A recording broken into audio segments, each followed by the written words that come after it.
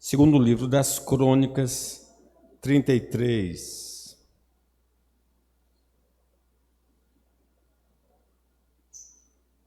A partir do versículo 12, nós já temos conhecimento desse assunto, e eu queria ler a partir do 12, 33, 12.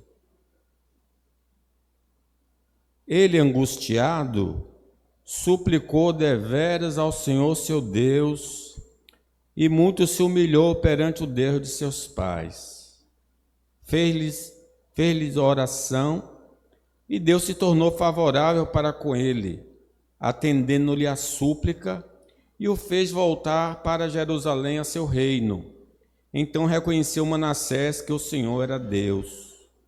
Depois disto, edificou o muro de fora da cidade de Davi, ao ocidente de Gion, no vale, e a entrada da porta do peixe, abrangendo Ofel, e o levantou muito alto.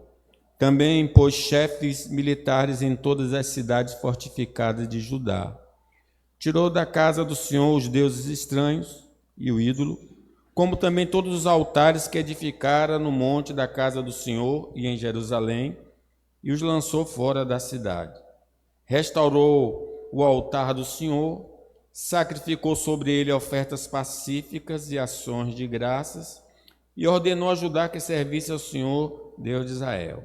Contudo, o povo ainda sacrificava nos altos, mas somente ao Senhor, seu Deus. Quanto aos mais atos de Manassés e a sua oração ao seu Deus e as palavras dos videntes que lhe falaram no nome do Senhor, Deus de Israel, eis que estão escritos no livro da história dos reis de Israel. A sua oração e como Deus se tornou favorável para com ele, todo o seu pecado, a sua transgressão e os lugares onde edificou altos e colocou postes, ídolos, imagem de escultura, antes que se humilhasse, eis que tudo está na história dos videntes.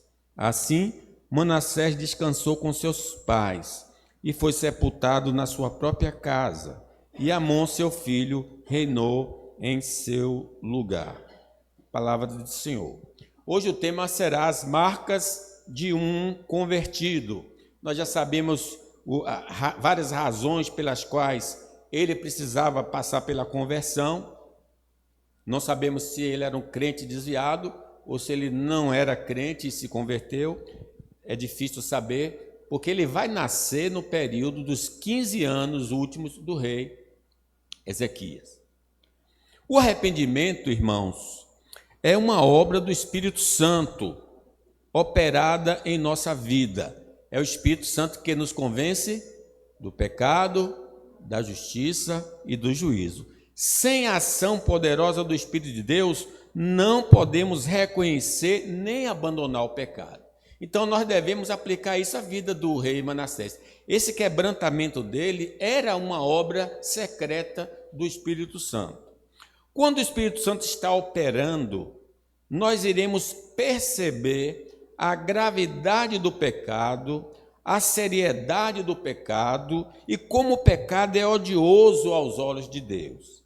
Iremos correr para Cristo para sermos perdoados e libertos. Dois personagens que pecaram no mesmo período, Judas traindo Jesus e Pedro negando Jesus. Um correu para se enforcar e outro correu para o próprio Cristo. Então essa é a diferença da conversão e do remorso. Se somos convertidos pelo Espírito de Deus, abandonaremos todo o mau caminho, como aconteceu na vida do rei Manassés. Então ele assim é um tipo, é uma ilustração. Como é que uma pessoa se converte? Uma pessoa se converte quando ela abandona o erro que é revelado na palavra de Deus. Vejamos então algumas marcas da verdadeira conversão, através da vida deste homem. Em primeiro lugar, um homem convertido a Deus confessa seus pecados ao Senhor. Vamos ler aí então o versículo 12.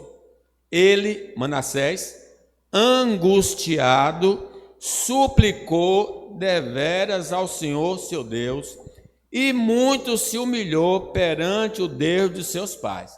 O que ele não fazia em liberdade, lá na terra de Judá, e se ele fazia acompanhado dos falsos deuses, então era mesmo que não fazer, mas agora na prisão, no cárcere, esse homem está se humilhando na presença de Deus. É o sinal de uma pessoa convertida. A surra divina, através dos assírios, foi usada pelo Santo Espírito para fazer o rei enxergar que pelos seus pecados ele estava na situação de humilhação e sofrimento. Por que ele estava na prisão? Porque os assírios derrotaram o seu povo, porque ele era prisioneiro. Versículo 12 diz: ele, angustiado, suplicou deveras ao Senhor, seu Deus. Quando não ouvimos a repreensão verbal de Deus, e nós vimos isso, que antes desse castigo se manifestar, Deus mandou os profetas e ele endureceu o coração. Quando não ouvimos a repreensão verbal de Deus, vamos ter que sofrer para entender e atender ao pecado divino. O filho pródigo não atendeu ao pai e foi para a terra distante, mas é lá na situação de miséria que ele lembra e pensa em retornar. Às vezes a gente fala para o filho: não faça isso, não faça aquilo, mas o filho não dá ouvidos. Então só uma surra, né?